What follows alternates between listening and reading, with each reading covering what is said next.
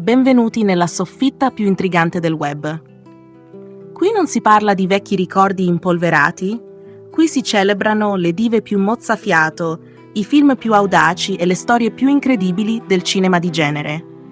Se amate il fascino senza tempo delle attrici degli anni 70, 80 e 90, le loro apparizioni indimenticabili, i ruoli che hanno fatto sognare intere generazioni, siete nel posto giusto. Mettetevi comodi, perché il viaggio sta per cominciare. Oggi vi porterò in un viaggio intenso e malizioso, tutto dedicato a una donna che ha fatto sognare l'Italia, Ela Weber, conosciuta da tutti come la Sellerona, una figura iconica della televisione italiana, un fascino teutonico che ha incantato milioni di telespettatori e una personalità che ha saputo lasciarci a bocca aperta. Preparatevi a scoprire tutti i segreti, le curiosità e anche le sfumature più intime di Ela. E mi raccomando, iscrivetevi al canale per non perdervi i prossimi racconti. Ela Weber nasce il 13 marzo del 1966 a Dittelbach, un tranquillo paesino della Baviera. Figlia di ristoratori, cresce circondata da un forte senso di famiglia e inizia fin da piccola a coltivare un sogno, emergere, brillare e fare qualcosa di speciale con la sua vita. La natura l'ha dotata di tutto il necessario per diventare una stella, con i suoi incredibili 180 cm d'altezza. Gli occhi azzurri, la chioma bionda e una bellezza che sembra scolpita nel ghiaccio. Ela si lancia nel mondo della moda già a 15 anni, sfilando e posando per vari brand. Ma il cuore di Ela è avventuroso, affamato di novità, e presto sente che la Germania le sta stretta. Così, nel 1988, vola in Italia, la patria delle emozioni, del calore e della passione. Qui inizia un percorso fatto di piccoli ruoli che la portano a farsi conoscere lentamente, fino a quando Paolo Bonolis non la sceglie come valletta per il celebre programma Tira e Molla, nel 1996. È qui che nasce il soprannome che tutti ricordano, la Sellerona, un nomignolo che esprime perfettamente la sua imponenza fisica e il suo fascino quasi magnetico. In pochi mesi, Ela diventa un fenomeno televisivo, amata da uomini e donne per la sua simpatia e la sua naturalezza. E quando la vediamo in studio affiancata a Bonolis e con il suo irresistibile accento tedesco, non c'è uomo che non abbia sognato almeno una volta di incontrarla. Ma la sua bellezza non è tutto. Ela è anche spiritosa, ha quel tocco di ironia che la rende unica e che la spinge a sperimentare anche in altri campi. La troviamo infatti come attrice in film come A spasso nel tempo, Paparazzi e Tifosi. Commedie leggere, dove recita accanto a grandi del cinema italiano.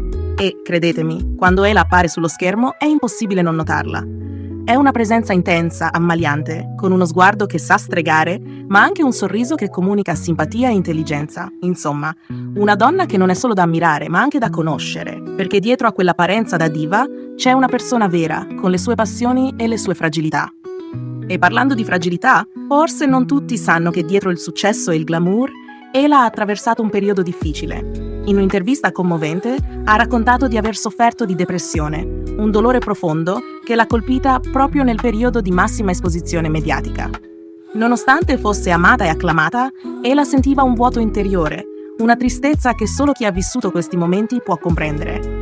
Fortunatamente ha avuto il sostegno di sua sorella, che ha lasciato tutto per starle vicino, e del grande amore della sua vita, Andrea Bonacci, una guardia del corpo conosciuta all'inizio degli anni 2000 e che sarebbe poi diventato suo marito. Il matrimonio tra Ela e Andrea è un altro esempio della generosità di questa donna speciale. Nel 2009, infatti, Ela e Andrea decidono di trasformare il loro grande giorno in un'occasione di solidarietà.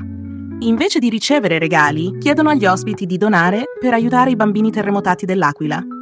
Un gesto che lascia trasparire una profonda sensibilità e che ha toccato i cuori di chi la segue. E oggi cosa fa la nostra Sellerona? Dopo aver partecipato a reality come La Fattoria, L'Isola dei Famosi e persino Il Grande Fratello Visbip, Ela ha scelto di lasciare il palcoscenico e di ritirarsi in campagna, in una villa affacciata sul lago, dove vive con il marito e i suoi amati cavalli. La natura è il suo nuovo rifugio, un posto dove ritrovarsi e dove godersi una vita più semplice, lontana dalle luci abbaglianti delle telecamere. Ogni tanto appare ancora in qualche trasmissione, ma è evidente che ora preferisce una vita più tranquilla, fatta di piccoli piaceri e della pace della campagna. Eppure, chi può dimenticare il fascino di Ela? Non importa quanti anni passino, la sua bellezza è sempre lì, elegante, matura e il suo sorriso continua a conquistare anche nei rari momenti in cui torna in TV. Ela Weber è un'icona di femminilità, una donna che ha saputo catturare l'attenzione di tutti, ma che allo stesso tempo ha saputo mostrare la sua vera anima. Il suo percorso ci insegna che dietro ogni bellezza c'è una storia, fatta di successi ma anche di lotte e momenti di rinascita. Allora, cari ascoltatori, se vi è piaciuto questo viaggio nel mondo di Ela Weber e volete conoscere altre storie intriganti, lasciate un like, iscrivetevi al canale e attivate la campanella per non perdere i prossimi episodi. Non vedo l'ora di raccontarvi altre avventure di donne che, come Ela, hanno lasciato il segno. Alla prossima!